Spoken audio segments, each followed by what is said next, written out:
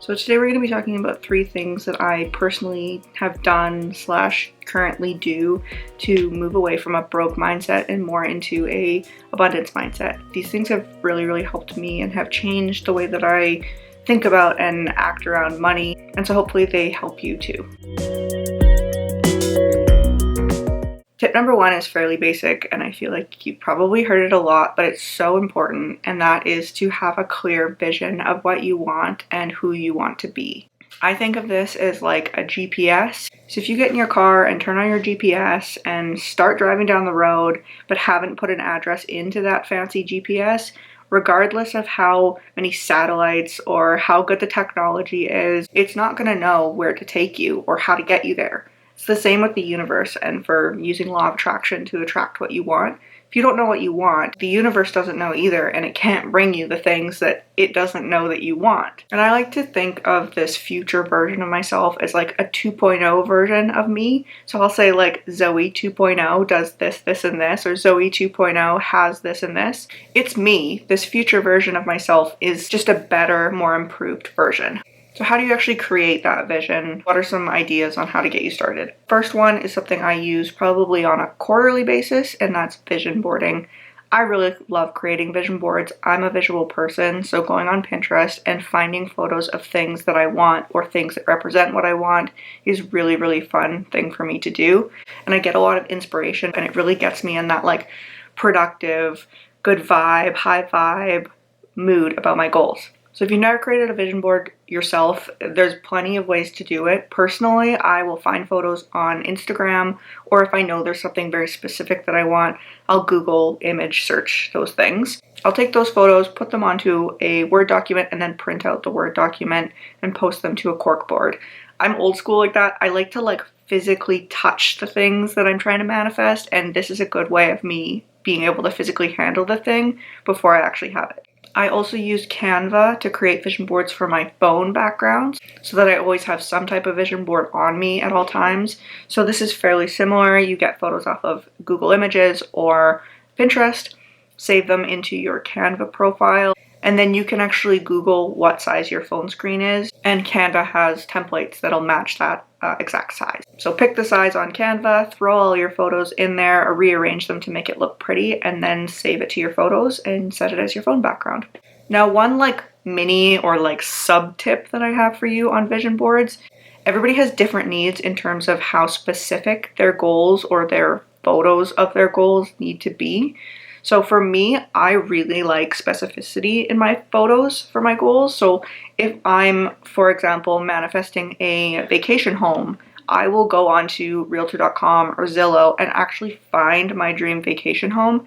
This does take a little bit longer than just finding a pretty picture of a house on Pinterest, but I find it so much more powerful because that house is for sale and it's within my realm of believability. However, some people don't need that specificity and actually stresses them out. So if you're more of a person who likes to just go by feel, so if you find a photo of that dream vacation home that you want on Pinterest and it gives you that really visceral feeling of wow, this is home, this is what I want, this is exactly what I'm looking for, and you don't necessarily need the actual realtor listing of it, that's perfectly fine too.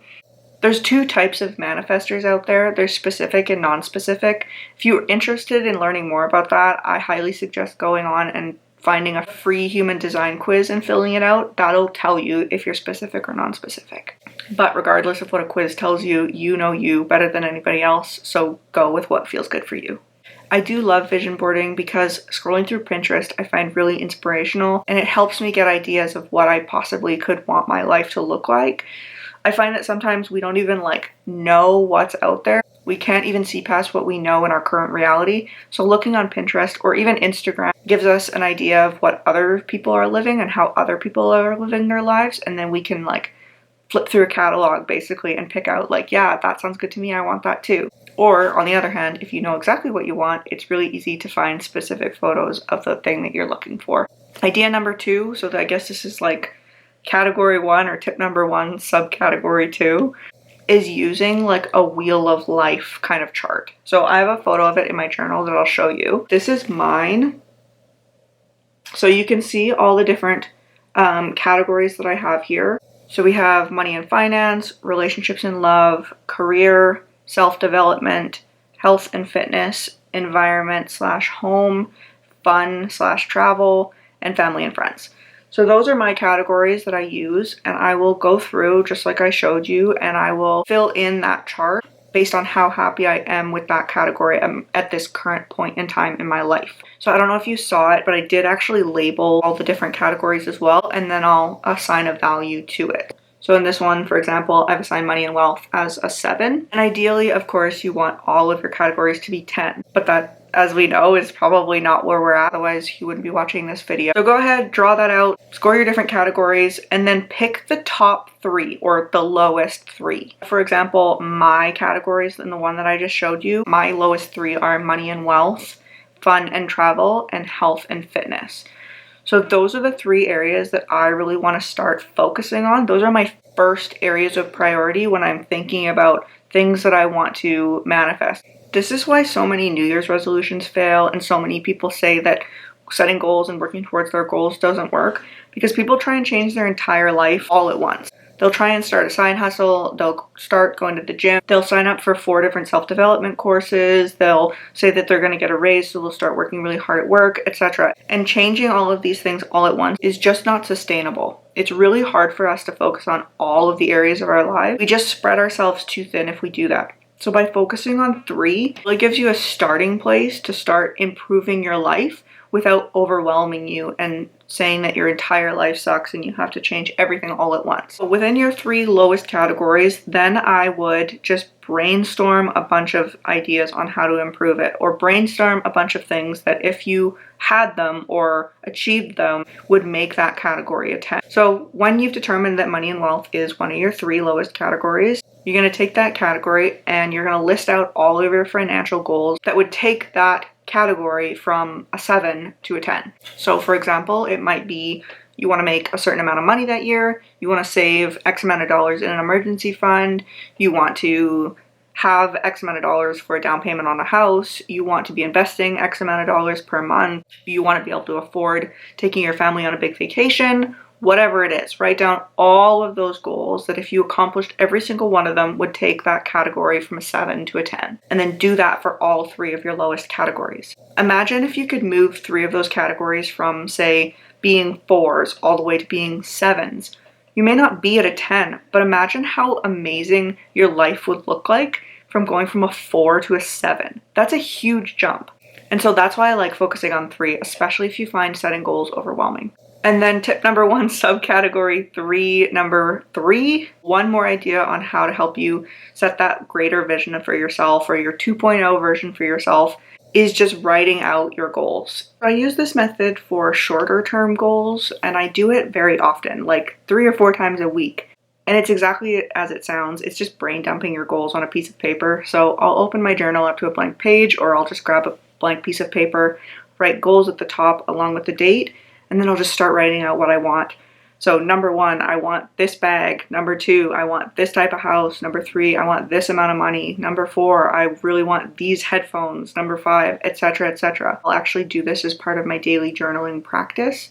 And it's really helpful because it allows you just to get out everything, but it's also really easy and quick to reassess if something changes. So a vision board, I do it quarterly because finding all those photos, making sure that it looks pretty, organizing everything, pinning everything to a board, etc. takes a little bit more work than just throwing something down in a journal and then scratching it out 2 days later if I find that it doesn't align with me. So those are 3 ways of getting you started on your grander, greater vision for yourself. And of course, this step is never like finished, right? I'm never finished with my future version of myself. It's always expanding, it's always growing, but it is important to have a starting place with this. Otherwise, you nor the universe knows where you're going, so it can't bring you all that magic that you need to create this amazing life that you want.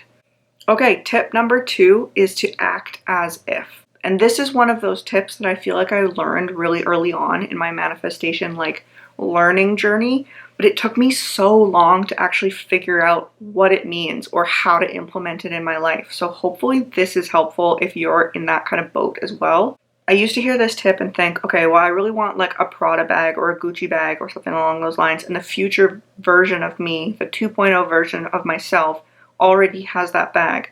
So I'm just going to go out and buy that bag, put it on my credit card, and then the money will manifest to me at a later point. And of course, things can happen this way. But for me, the reason I wanted that bag wasn't purely for the like fashion of the bag. It was what the bag represented in terms of my financial health. So when I put that Prada bag on my vision board or on my goals list, what I really meant by it was the future version of myself that I see myself being is so financially secure that she can just go out and buy a $3,000 bag and be happy about it and feel good about it. And so this is tough, right? It's hard to determine if something that we want is because we just want it because it's fun or beautiful or will enhance our life, or if it's a symbol of something deeper that we're actually striving for. And so going back to that future version of yourself, you would want to act as if you were her. And what would she do in that situation? I know my higher self would have to have a $30,000 emergency fund. She would have to be investing a certain amount of money every month. She'd have to have her mortgage paid off. She'd have to have all of these financial goals accomplished before she would feel comfortable spending that amount of money on a bag. Because the bag is a symbol of success in terms of financial security. The bag doesn't bring the financial security. So what I used to do is I would say, well, the future version of myself who has all of these financial goals accomplished would go and she would buy herself a Prada bag. So I'll just go and buy myself a Prada bag and skip all of that, and then I'll be that version of myself who has the rest accomplished. But really what I'm doing is backwards, and I'm actually getting further away from my true desire, my true underlying desire, which is to be financially secure and have all these other, savings accounts and debts paid off, etc. I'm adding to the debt by buying this Prada bag on a credit card. I'm not taking any of that away, even though the future version of myself does have that bag. This is just my example. This may not be true for you. For you, the Prada bag may be a symbol. You're so confident in yourself, and having that bag will really, really help you embody becoming that new version of yourself who can pitch to big brands or to ask your boss for a raise or whatever it is.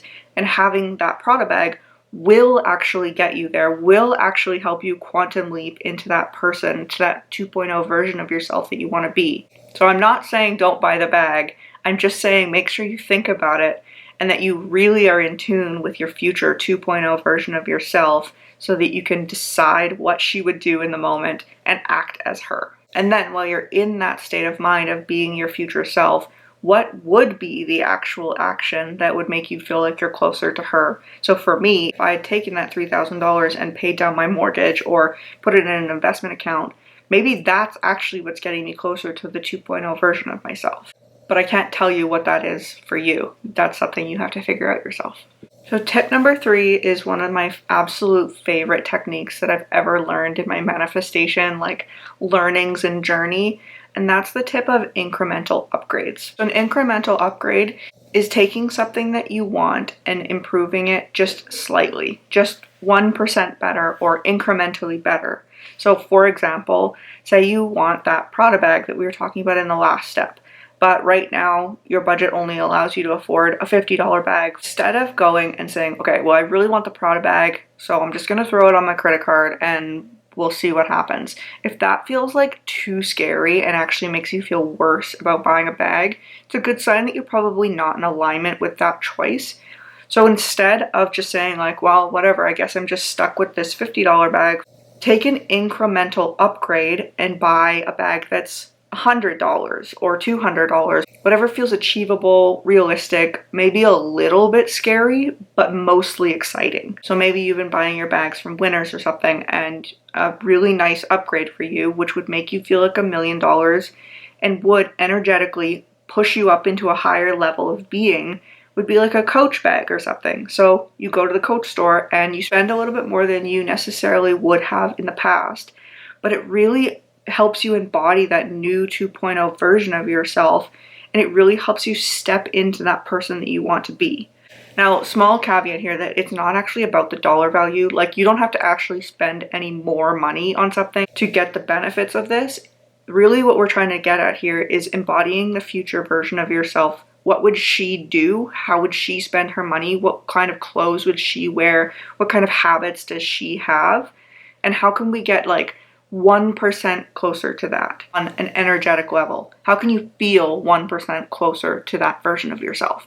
And make sure you're spending this money, your hard-earned money, on things that actually matter to you. So in this example, for me, buying a $50 bag versus buying a $100 bag doesn't actually make me feel any different, because the bag, as we talked about, is a symbol of something greater. So an area of my life that actually could benefit from incremental upgrades is, for example, skincare. I really value taking care of my skin, and I really love the luxury of using really high quality skincare products. So for me, buying a $50 moisturizer versus buying a $100 moisturizer is worth it and does feel like I am substantially improving my life, because the future version of myself would use that same moisturizer that I now have, that I can also now afford.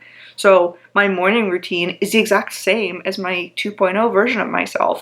And that's what's really important with this, because if you start spending your money on like random upgrades every time you go out and spend money, you're just going to end up broke. Like, you're just going to end up spending all your money. It's called lifestyle inflation. It's a problem. Don't get sucked into that. And you don't have to go from $50 to $100. You can go from like $10 to $12. Again, the dollar value has no meaning. It's just how it feels to you. So those are my 3 tips. I hope you found them useful. If you did, please leave this video a little like. It really supports me and my channel, so thank you so much. And I will hopefully see you again in the next video. Bye!